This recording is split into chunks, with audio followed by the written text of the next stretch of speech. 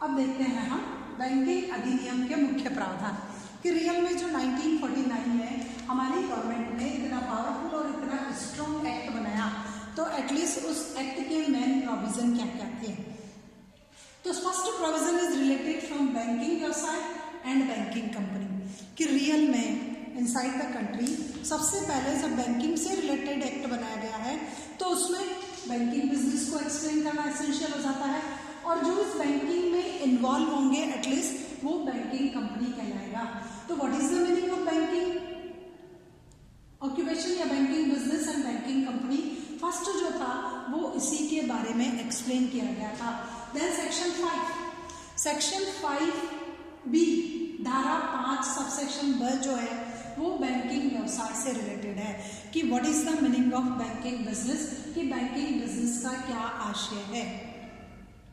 तो बैंकिंग व्यवसाय से आशय होता है ऋण देने या विनियोजन के लिए जनता से जमाएं या निक्षेप स्वीकार करना।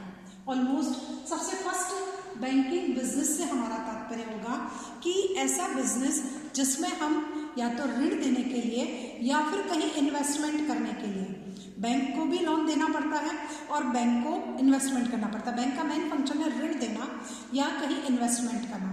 तो ऋण देने या इन्वेस्टमेंट करने के लिए पब्लिक से क्या एक्सेप्ट करना, डिपॉजिट जमाएं, जनता से जमाएं या निक्षेप स्वीकार करना और उनके मांगने पर उन्हें लौटाना, और एटलीस्ट जब कभी जनता उन जमाओं को मांगे तो उन्हें मांगने पर उन्हें वापस रिटर्न करना। अब रिटर्न करने का फॉर्म कुछ भी हो सकता है, cheque, draft, other means, other modes, ATM etcetera कुछ भी हो सकता है। तो पहला बैंकिंग व्यवसाय क्या होता है, एटलीस्ट ऋण देने या विनियोजन के पर्पज से जनता से जमाएं या निक्षेप प्राप्त करना, और उन जमाओं और निक्षेपों को जनता द्वारा जब कभी भी मांगा जाता है उन्हें वापस रिटर्न करना, ये बैंकिंग बिजनेस कहलाता है। Next, what is the meaning of banking company. Then धारा 5C के अनुसार सेक्शन 5C के अकॉर्डिंग बैंकिंग कंपनी वह कंपनी है जो भारत में बैंकिंग का व्यवसाय करे। Those company which are involve in the business of banking inside the country, जो भारत में बैंकिंग का व्यवसाय करे, ये ऊपर वाला काम करे, एटलीस्ट वो बैंकिंग कंपनी कहलाई जाएगी। तो पहला बैंकिंग बिजनेस क्लियर कि ऋण और जमा के पर्पस, ऋण और विनियोजन के पर्पस से जनता से जमा और निक्षेप प्राप्त करना और उन्हें मांगने पर लौटाना। Banking company means those companies which are include in the functions of business of banking, जो बैंकिंग व्यवसाय में संलग्न हो वो एटलीस्ट बैंकिंग कंपनी कहलाई जाएगी। अब सेक्शन जो धारा 7 है, सेक्शन 7 ये एक्सप्लेन कर रही है कि the use of banking word is essential, banking शब्द का प्रयोग करना अनिवार्य है। किसी भी बैंक को जो भारत में स्थापित है उसको अपने नाम के साथ बैंकिंग शब्द का यूज करना एसेंशियल हो जाता है।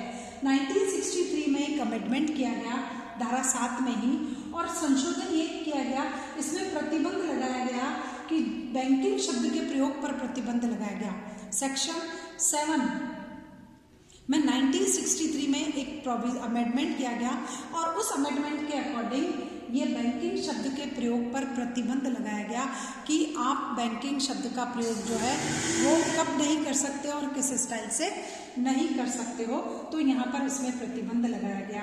बैंकिंग व्यवसाय के अलावा अन्य कार्य करने वाली कंपनियां बैंकिंग शब्द का प्रयोग नहीं करेगी।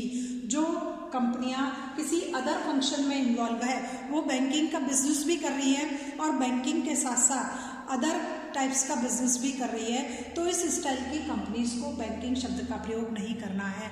वो बैंकिंग के साथ साथ क्योंकि अदर फंक्शंस में भी इन्वॉल्व है, इसलिए वो कंपनियां आपकी बैंकिंग कंपनी नहीं कहलाई जाएगी। द नेक्स्ट, आ रहा समझ में? यस, नेक्स्ट है बैंक के कार्य। अकॉर्डिंग टू सेक्शन 6 धारा 6 के अनुसार बैंक के कार्य। अब नेक्स्ट सेक्शन है आपकी 6 और वो बैंकिंग के फंक्शन को एक्सप्लेन कर रही है। इस एक्ट के अकॉर्डिंग एटलीस्ट बैंक का बिजनेस काम क्या होगा। देन फर्स्ट इज लैंडिंग, सबसे पहला है बैंक का काम लोन देना होगा। लोन देने की फॉर्म अलग अलग है, जैसे लोन, ऋण और अग्रिम, अधिविकर्ष, विनिमय पत्रों का भुगतान, नगद साथ। तो ये सब मैं आपको पहले भी बता चुकी हूँ कि ये कौन कौन से काम होंगे। लोन देना मेन फंक्शंस होता है। लोन देने के वेरियस टाइप्स होते हैं। सबसे पहला एडवांस, इट मीन्स आपके अकाउंट में डिपॉजिट कर दी गई मनी और पूरा का पूरा पैसे पे इंटरेस्ट चार्ज होना स्टार्ट हो जाएगा क्योंकि वो आपको अब इशू हो चुका है। ओवरड्राफ्ट एक फैसिलिटी है जो आपको करंट अकाउंट पर अवेलेबल कराई जाती है।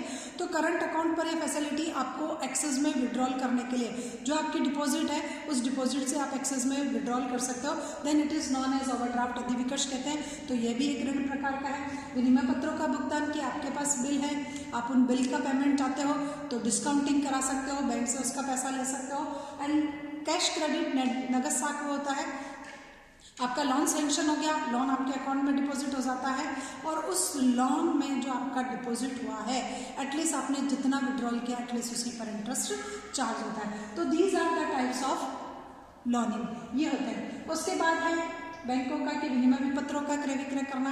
बैंक का काम है कि वो जनता के जो भी बिल्स होते हैं एटलीस्ट उनको सेल और परचेज का काम करे। आपको सेल करने की ज़रूरत है तो आप बैंक को सेल कर दो, मनी ले लो, और जब आपको परचेज करनी है कहीं की सिक्योरिटी, बिल, प्रतिभूति या कुछ भी, तो आप बैंक के माध्यम से भी उनको परचेज कर सकते हो। उसके बाद है बहुमूल्य वस्तुओं की सुरक्षा कि जो भी आपका वैल्यूएबल आइटम्स है एटलीस्ट बैंक उसको लॉकर्स में रखने की फैसिलिटी देता है, सेफ्टी लेता है। ये सब आप लोग जानते हो और मैं आपको कई बार एक्सप्लेन भी कर चुकी हूँ आप ही की क्लास में।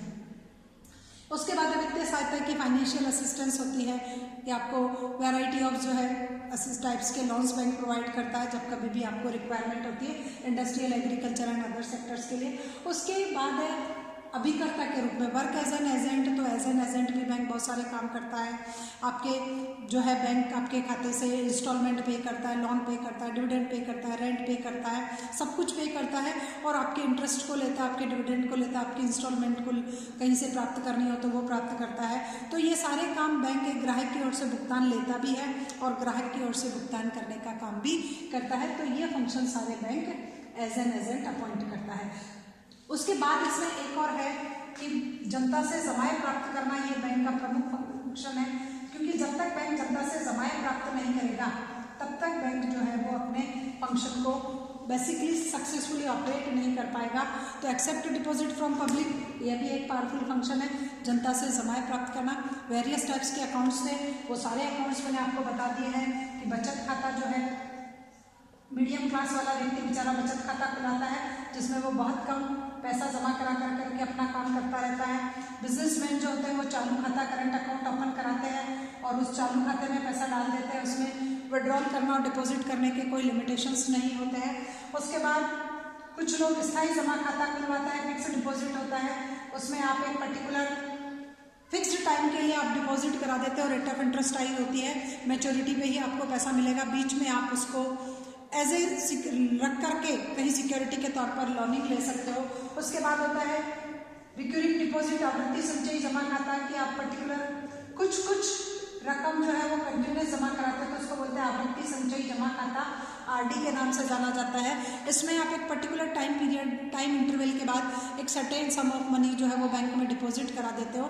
तो ये उसके बाद आपको पूरी मनी एक कलेक्टिव फॉर्म में जो है वापस मिल जाती है। तो ये सेक्शन 6 के अकॉर्डिंग बैंक के जो थे वो फंक्शन थे कि रियल में एक बैंक कौन कौन से फंक्शन को ऑर्गेनाइज करता है। Then third provision, second provision था ये बैंक के कार्य। Then third provision is related from management of bank, बैंकों का प्रबंध। बैंकों के प्रबंध के बारे में भी बैंकिंग एक्ट में बहुत सारे जो है वो एक्सप्लेन किया गया। जब बैंकिंग एक्ट बना तो उसमें एक्सप्लेन किया गया कि एटलीस्ट बैंकों का मैनेजमेंट किस स्टाइल से चलेगा। तो बैंकों का जो प्रबंध है उसमें सबसे फर्स्ट है बैंक संचालक मंडल का गठन, कि एक बोर्ड ऑफ डायरेक्टर्स जो है उसका कंस्ट्रक्शन करना होगा। कुछ डायरेक्टर्स अपॉइंट करेगा बैंक और पर्टिकुलर वही डायरेक्टर पूरे बैंकिंग फंक्शंस को ऑपरेट करेंगे अकॉर्डिंग टू सेक्शन 10। एक बैंक को अपने यहाँ कुछ संचालक मंडलों का एक गठन करना पड़ेगा और वो बोर्ड ऑफ डायरेक्टर्स कहलाएगा, संचालक मंडल कहलाएगा और वो संचालक मंडल सारे बैंकिंग के काम को करेगा। लेकिन कौन से व्यक्ति संचालक नहीं बन सकते हैं उसके बारे में बताया कि वैसे तो संचालक वही होगा जो स्पेशलिस्ट होगा पर्टिकुलर अपनी फील्ड में, लेकिन ऐसे कौन कौन से व्यक्ति हैं जो संचालक नहीं बन सकते हैं। तो जो व्यक्ति संचालक नहीं बन सकते हैं उसमें सबसे पहला आया है कि आप अगर किसी अन्य कंपनी में आप काम कर रहे हो, अन्य कंपनी में अगर आप काम कर रहे हो, चाहे वो औद्योगिक हो या व्यावसायिक हो, तो औद्योगिक आप काम कर रहे हो और वहाँ आप किसी कंपनी में संचालक की पोस्ट पर अपॉइंट हो तो आप यहाँ संचालक नहीं बन सकते। कोई व्यक्ति जो दिवालिया हो चुका है तो वो संचालक नहीं बन सकता। बैंकक्रप्ट पर्सन जो है वो नहीं कर सकता। किसी के ऊपर कोई फौजदारी का मुकदमा चल रहा है, क्रिमिनल केसेस चल रहा है, तो वो पर्सन भी एज ए मुकदमा चल रहा है, फौजदारी का मुकदमा चल रहा है या जेल में गया हुआ है, वो इस मुकदमे में जेल चला गया, तो वो पर्सन भी डायरेक्टर्स जो है वो अपॉइंट नहीं हो सकता।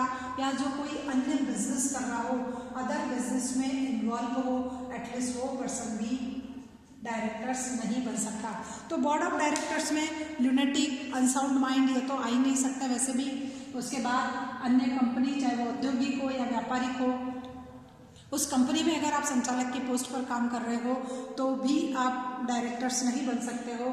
उसके बाद अगर आप पर कोई फौजदारी का केस या मुकदमा चल रहा है तो भी आप जो है डायरेक्टर नहीं बन सकते हो, या आप अदर बिजनेस में इन्वॉल्व हो तो भी आप डायरेक्टर नहीं